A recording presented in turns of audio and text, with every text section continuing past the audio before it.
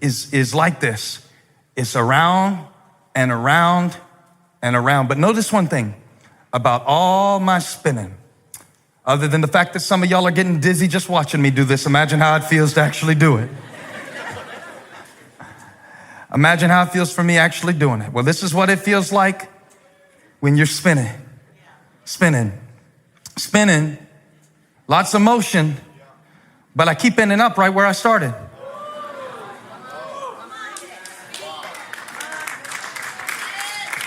I'm right back here, only now I can't see straight. Now that's what it's like to toss and turn over stuff you can't control. Because after you've spent all night spinning, all day spinning in your head, and what if and it starts with the most innocent thought. It's not the devil's been at this a long time, sweetie. He's not going to give you a bad thought. He's going to try to give you an innocent thought and get you to take it in the wrong direction. A scenario that on the surface doesn't seem that bad, but it's the way you spin it. It's like, Fox News and CNN. It's one story they're telling, but it's spinning different ways. And it's how you spin it that determines how you see it. I am preaching Matthew chapter 6 like it's my last time today.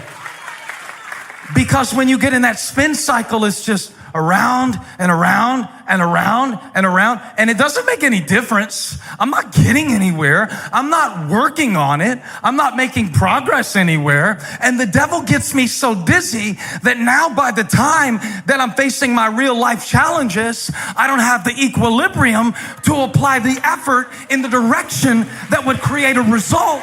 Because I'm so dizzy, I can't find my balance. And now I don't know who to trust. I don't know what to do. Whoa, hang on, I need a minute. I've been spinning. By the way, that's why it takes you a few minutes when you get to church to get your heart in the right place, for the caffeine to kick in, and for you to stop spinning. Jesus said, look up at the birds, and then look at the flowers. The flowers? So you want me to look up? You want me to look down? I want you to look both. And notice something that the flowers don't do that your mind has been doing lately. He said, when you look at the flowers, notice how they do not labor or, give me the verse, please, 28.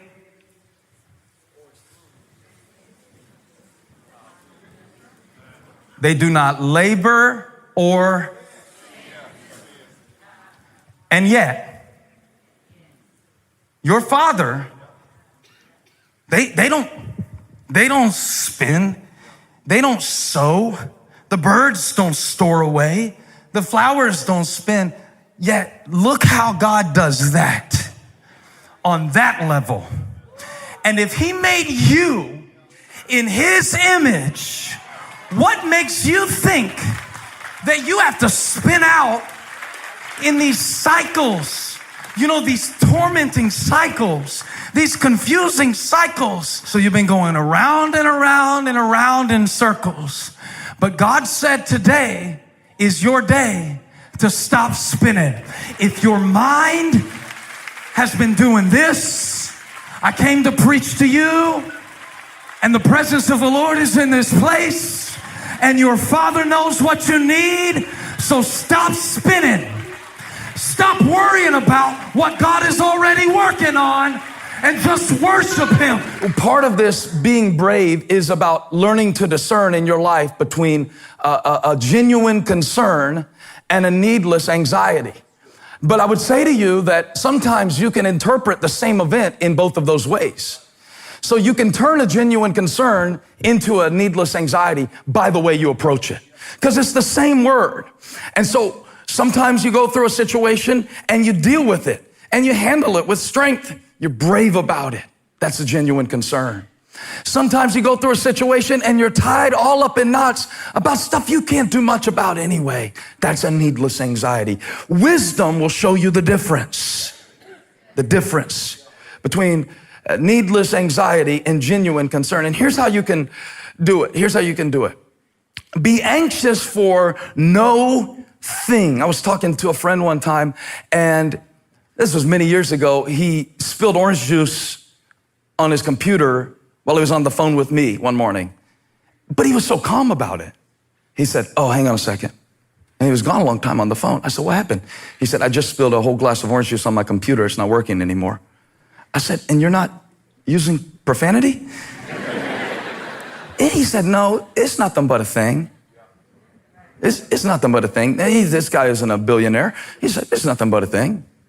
If you can fix it. If they can't, they can't. It's nothing but a thing. And I thought, I want that. Do you remember that phrase? We used to say it a lot when I was coming up. We used to say, ain't nothing but a thing. And I think Paul's trying to get us to see here in Philippians 4, be anxious for no thing. Be concerned about the state of your soul. Be concerned about the state of your children's soul. Be concerned about God's work in the world. That's a genuine concern. But when it comes to the things, you got to learn to look at some things in your life and just say, it ain't nothing but a thing. It's nothing but a thing. Let me show you this in Romans. Paul is talking in Romans about some pretty heavy stuff. And he says, verse 31, Romans chapter 8, what then shall we say in response to these? Say it out loud. Every location, say it out loud. In response to these things, if God is for us, who can be against us? That's what gives me courage sometimes when I feel opposed. I just say, well, if God's on my side, I'm good. And if he's not, I'm in trouble. So it really doesn't matter what they're saying about me. It just matters what God sees in me. Because if he's for me, who can be against me? Take a number, line up. It won't matter because I'll still be standing. And you can have that confidence as God's child. It's not cocky. It's just confident. That's what Paul's saying. It says, it's just a thing. He said, it's a thing. Look at the next verse. He who did not spare his own son, but gave him up for us all, how will he not also along with him graciously give us all things? It's nothing but a thing. Skip to verse 37. He starts listing some things. He says, no, in all these we are more than conquerors through him who loved us.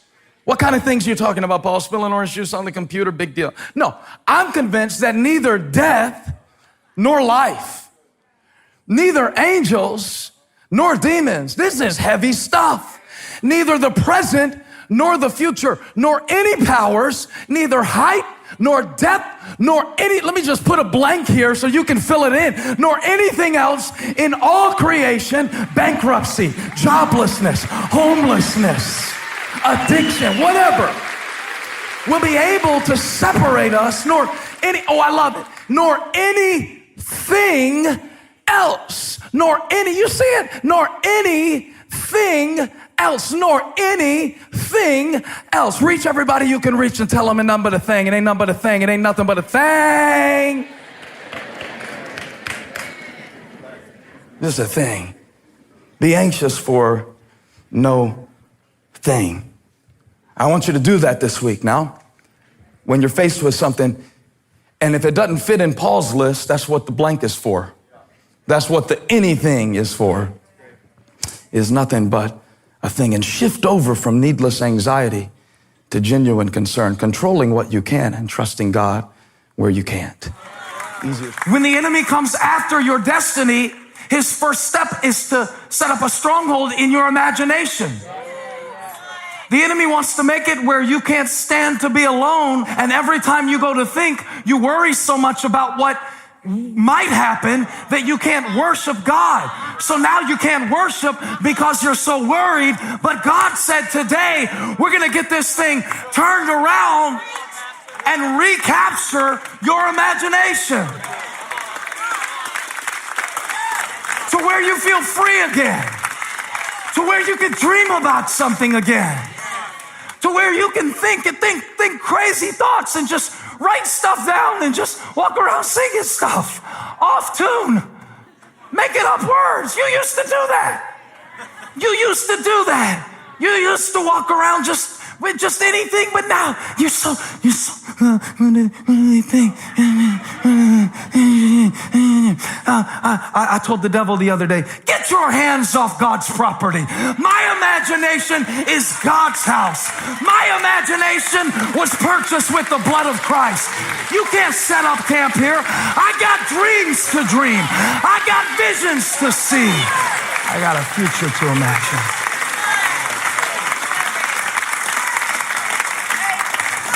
The good news is, if you're really good at worrying, you're going to be great at worship. Because all it is the same imagination serving the opposite purpose. So what I'm doing now, y'all help me preach. I'm about to close. But before I close, God said, we need to reverse the cycle of the way that you're thinking about things. We need to reverse the cycle. So when you wake up in the morning, stop checking the fear cast. Stop waking up in the morning and thinking about how every possible meeting could go wrong and you don't have anything clean and you wore that on Tuesday. I promise you, nobody has been keeping a spreadsheet of your shoes. Put on those same shoes you wore Tuesday and walk into your Thursday and expect to see the goodness of the Lord. Where you at, faith people? Do I have any faith casters in the house? David said, if I take the wings of morning or dwell in the uttermost part of the sea, watch this, even there, your hand will lead me. And your right hand will hold me fast. Because God is watching over me. And he's looking into me. I didn't check the fear cast this week. I checked the faith cast. It's corny, but I bet you it'll drive back depression if you check the faith cast, because God has been too good for me to stay anxious. But now the interesting thing is, I'm holding the mic, but there's a guy that you don't see named Neil. And Neil this week, among many others at our different locations, happens to be in the back of the room, sitting behind a console. And you know what's interesting? I'm up here talking, and I'm holding the mic, but at any moment, Neil can decide.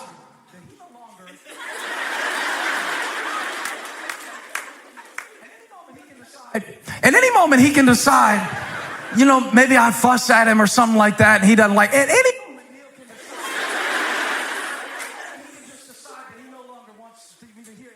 moment, here's the principle. I'm holding it, but I'm not controlling it. They got it last night. That's what I know about my life. That's what I know about my time. That's what I'm learning about my money. That's what I'm learning about my children, my responsibility. I'm holding it, but somebody I can't see is controlling it.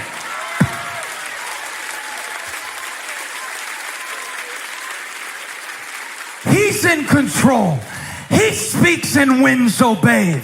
He speaks and waves die down. He speaks and seas split, because what I can see is controlled by that hand that I can't see. And now I want to humble myself under that mighty hand. And I'm coming to the place in my life where I say, God, I don't even know what I need anymore. So I trust you and your timing. And I trust you and your heart. And I trust you and your wisdom. And I humble myself. And as I humble myself, my anxiety goes out the door with my pride and my arrogance and my plan. Humble yourselves, therefore, under the mighty hand of God, so that at the proper time he may exalt you. Watch this, comma. What happens next is predicated on whether or not what happens in verse 6 is applied.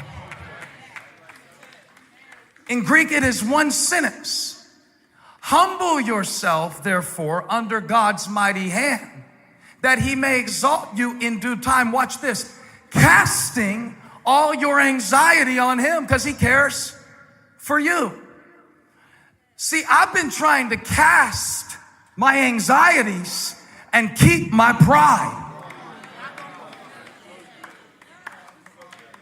But the thing about it is, you need to know that the pride and the anxiety come in the same package. So if you insist on doing it your way, then expect to feel like the weight of the world is on your shoulders, because it is. You can't just do verse 7 because you decide to. God, take it off me. God, take it off me. I'm so worried, God. Make me not worried anymore. Don't you care if we perish? That's what Peter said one time in the boat. Don't you care that we're drowning? Don't you care? Don't you, God, don't you, you said cast all my anxieties on you. I'm casting them.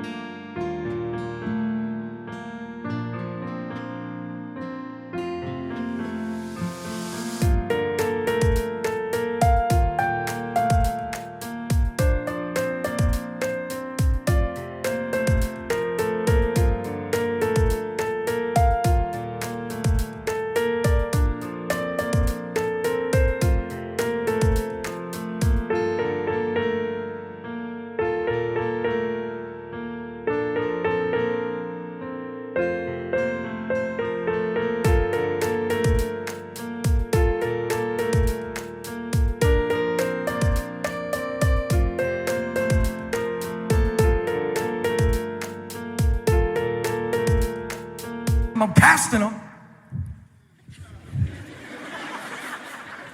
This doesn't work.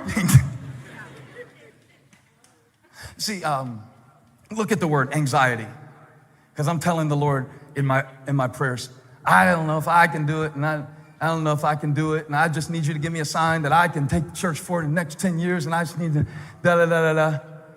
take this anxiety. I'm casting it on you, Lord. I am casting it on you. All of my anxiety.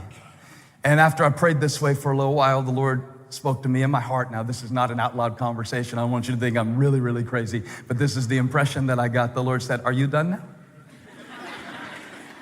Shut up, Peter. You done now? Look at the word, anxiety. Look at how it's spelled in English. Look at what is in the center of the word. Do you see it? Show them on the screen. At the center of your anxiety, if you really trace it, I'm not talking about a medical condition. I'm not a pharmacist. I don't know about all that. I am not a neurologist. I'm saying, spiritually speaking, that the Lord told me at the center of your anxiety,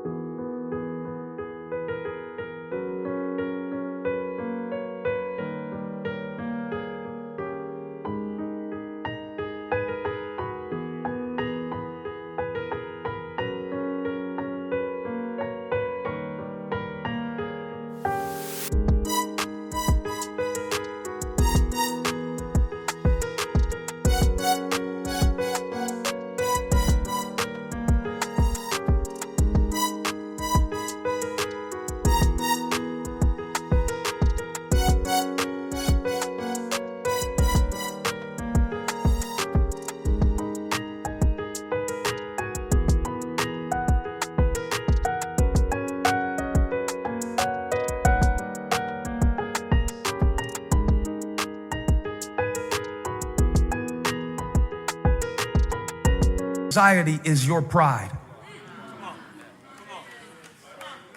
The reason that you're so anxious is because you've got you at the center and you can't sustain it because it's not your throne.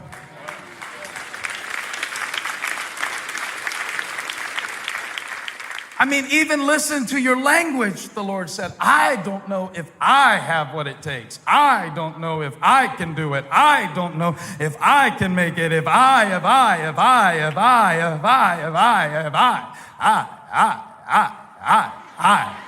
You can't spell anxiety without I. It's right in the middle. And you know what other word I is in the middle of? Pride. And maybe the reason that you've been carrying anxiety that you can't get rid of is because you've been bearing weight that you weren't meant to bear. You better humble yourself under the mighty hand of God. Because if you stay weighed down with pride, you're going to be weighed down with